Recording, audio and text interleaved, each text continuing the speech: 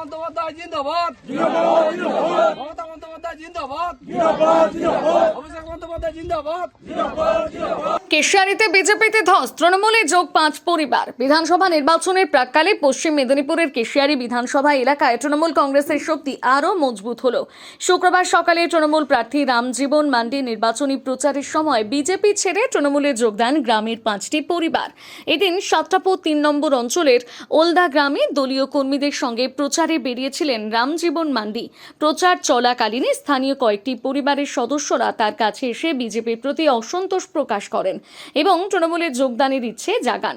পরে প্রার্থী তাদের হাতে দলীয় পতাকা তুলে দিয়ে দলে স্বাগত জানান। নতুনভাবে তৃণমূলে যোগ দেওয়া সদস্যদের অভিযোগ, দীর্ঘদিন ধরে বিজেপির নেতৃত্ব তাদের ভুল বুঝিয়ে রাজনৈতিক স্বার্থে ব্যবহার করেছে, কিন্তু এলাকায় উন্নয়ন এবং রামজীবন মান্ডির স্বচ্ছ ভাবমূর্তি দেখে তাদের মোহভঙ্গ হয়েছে। তাই উন্নয়নের স্বার্থে তারা তৃণমূল কংগ্রেসে যোগ দেওয়ার সিদ্ধান্ত নিয়েছেন। তাদের কথায়, আমরা চাই এলাকার আরও উন্নয়ন হোক, সেই কারণে রামজীবন মান্ডিকে বিপুল ভোটে জয়ী করে বিধায়ক হিসেবে দেখতে চাই, যাতে উন্নয়নের গতি আরও বাড়ে। এই প্রসঙ্গে তৃণমূল প্রার্থী রামজীবন মান্ডি জানান, মুখ্যমন্ত্রী মমতা বন্দ্যোপাধ্যায়ের উন্নয়নমূলক প্রকল্পের সুফল সাধারণ মানুষ পাচ্ছেন। বিরোধীদের অপপ্রচার যে কার্যকর হচ্ছে না, এই যোগদান তারই প্রমাণ। পাশাপাশি ওলদা গ্রামের মানুষের এই সমর্থন তার জয়ের ব্যবধান আরও বাড়াবে বলে তিনি আশাবাদী। আগে বিজেপিতে প্রথম বিজেপিতে সহকর্মী ছিলাম, তো বিজেপিতে তারা নিজের স্বার্থ ছাড়া কারো স্বার্থ দেখে না, ঠিক আছে। তো আমরা এখন আমাদের ওই প্রার্থীকে দেখলাম, যেমন রামজীবন মান্ডিকে, তার দেখলাম কাজবাজ ভালো, এবং দিদির কাজবাজ ঘর থেকে, বাড়ি থেকে, ভাতা থেকে, এবং আমাদের জন্য, ছেলেদের জন্য 18 বয়স থেকে এবং 40 বয়স পর্যন্ত বেকার ভাতা দিচ্ছে, ঠিক আছে, যুবসাথী তারপরে মেয়েদের জন্য কন্যাশ্রী, ঠিক আছে, এবং যুবশ্রী। এই জন্যই আজকে তৃণমূলে যোগদান করলেন। এতদিন যে বিজেপি, এতদিন কি বুঝতে পারেনি, বা আজকে কি ভুল বুঝিয়ে এলে? অন্যরকম তারা বিজেপি পার্টি আমাদেরকে বুঝিয়েছে, যেরকম সেরকম চলেছি, ঠিক আছে। আজকে দেখলাম বিজেপি পার্টি তো নিজের স্বার্থ ছাড়া তো জনগণের স্বার্থ দেখবে না। আজ থেকে তৃণমূলে যোগদান, কতজন আপনারা যোগদান করলেন? 5 জনের মতো পরিবার, 5টি পরিবার। কি নাম তোমার? সোনা মান্ডি। কোন দায়িত্বে ছিল বিজেপির? সদস্য। সামনের সারিতে থেকেই কাজ করতে এই বুথে?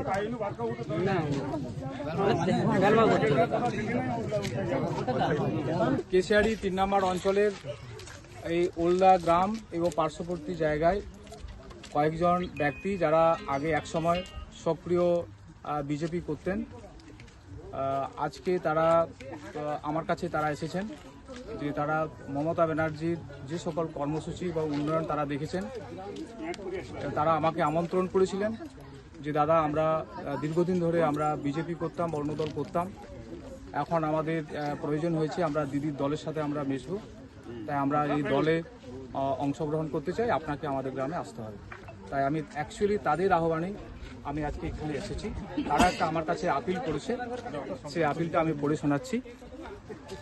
এত দ্বারা নিম্ন স্বাক্ষর কারিগণ সুস্থ শরীর ও সুস্থ মনে ঘোষণা করিতেছি যে বিজেপি এর বাংলা ও বাংলা বিরোধী মনোভাবকে ঘৃণা জানিয়ে এবং মমতা ব্যানার্জির সামাজিক উন্নয়নের সঙ্গে সামিল হবার লক্ষ্যে আমরা বিজেপি পার্টির সদস্য পদ থেকে পদত্যাগ করে টিএমসি দলের পরিবারের সদস্য হলাম।